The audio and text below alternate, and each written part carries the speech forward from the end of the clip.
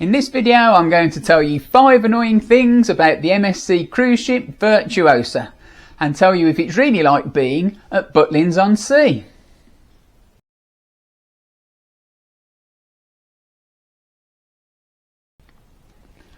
Ahoy there, I'm Captain Chris.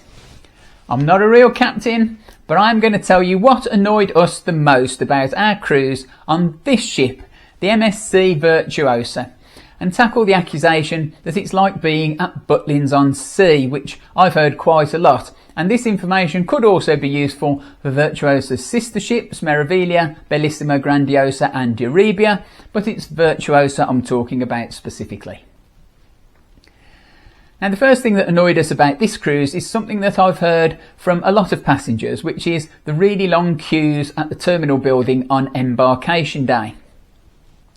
We arrived at our correct time slot only to find that the queue was absolutely enormous. It snaked backwards and forwards and was so long that not everyone could get under the cover of the roof. Then some passengers cheekily cut across the zigzag queue and cut into the line ahead of other people who'd been waiting patiently and argued with the port staff who tried to stop them. When we did get to the front of the queue, there didn't seem to be any particular thing that had caused the hold-up. I don't really know what the problem is, but we've been on a few cruises now and other cruise lines seem to do it better. It was cold that morning too, so the best advice I can give you is take a jacket if it's cold and don't be that person who jumps the queue. Number 2 on the list is on the subject of the food. We loved the food in the main restaurants and we loved the buffet, but unless you're prepared to pay extra for the specialty restaurants, that's it. There is no other free dining option. Guests who pay extra for the Arvia fare or the yacht club do then have one more restaurant to use, but other ships we've been on have had 3 or 4 other restaurants to choose from at no extra cost. But on Virtuosa you're quite limited. The food was lovely, but included in your fare it was the main restaurants, the buffet, and that was it. Next on the list is the general busyness of the ship. Virtuosa carries over 5,000 passengers, so all of the venues get very busy at times.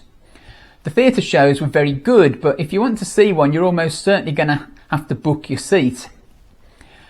The specialty restaurants are all very popular, so booking these too is also advisable, especially if you're hoping to celebrate a special occasion, and all of the bars and lounges get absolutely packed, especially in the evenings.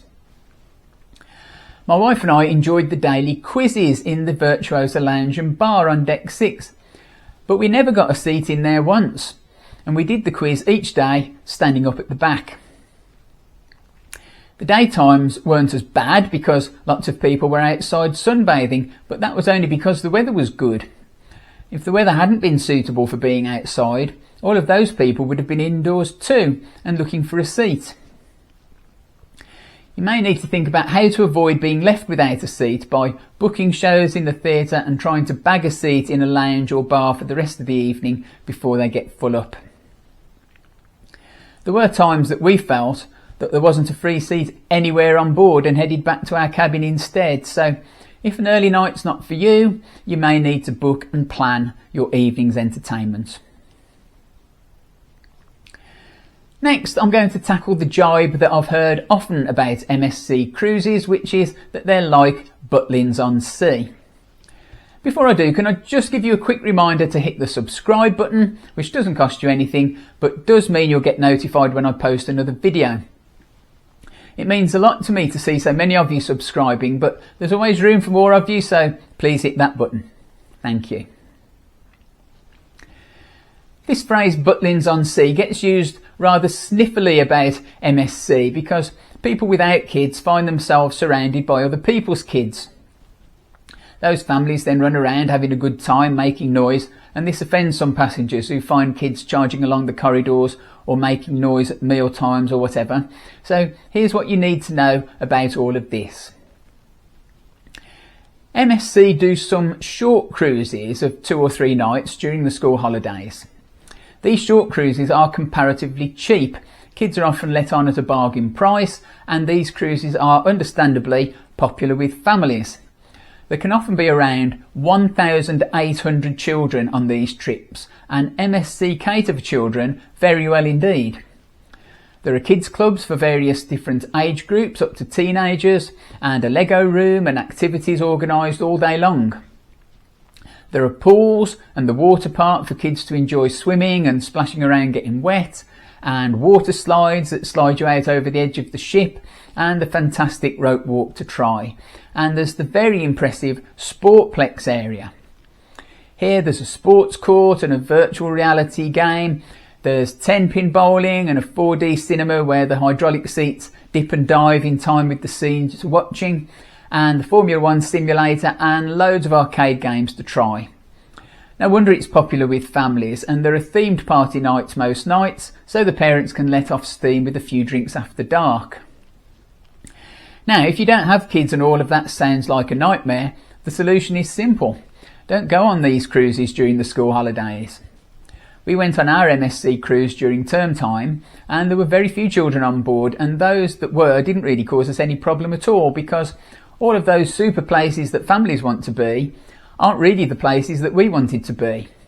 We were doing the quizzes and watching the theatre shows, and we preferred the formal restaurants and waiter service for our meals, while most families seem to prefer the buffet with its burgers and hot dogs and chips and pizza, so we all kind of naturally kept apart.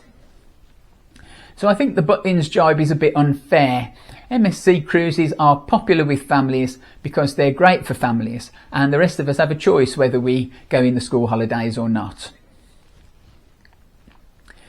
The last item on my list is all about the money. The headline price for MSC cruises are usually amongst the lowest you'll find, so you may think this is a good choice for cruising on a budget. The problem is that once you're on board, they find lots of ways to try to tempt you to part with a little more cash. Drinks, for example, if you haven't bought a drinks package, are pretty pricey, with more or less no alcoholic drinks on board costing less than £8. Draft Heineken was £7.50 when we went, but that was for 400 millilitres, which works out to £10.65 a pint.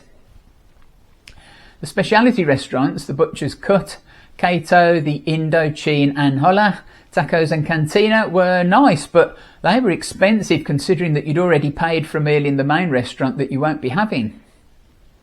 Other cruise lines we've been on seem to charge much less for the specialty dining.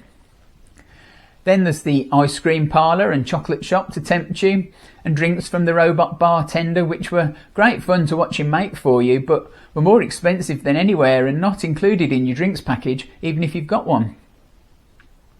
You could watch a huge selection of films on the TV in your cabin, but they cost £8 each when we went, whereas films were free on our last cruise with P&O. And of course the Sportplex is brilliant, but everything in there comes at an extra charge, and your kids will burn through plenty of cash in there if you let them.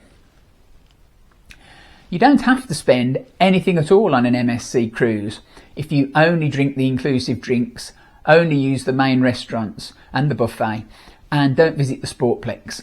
But you'll need an iron will to resist all the temptations they put in your way. As the drinks are quite expensive, you'll be wanting to know if it's worth you buying a drinks package, and I've made a video dedicated to that topic, and the link to that is appearing down here, so check that one out next, and until next time, thanks for watching.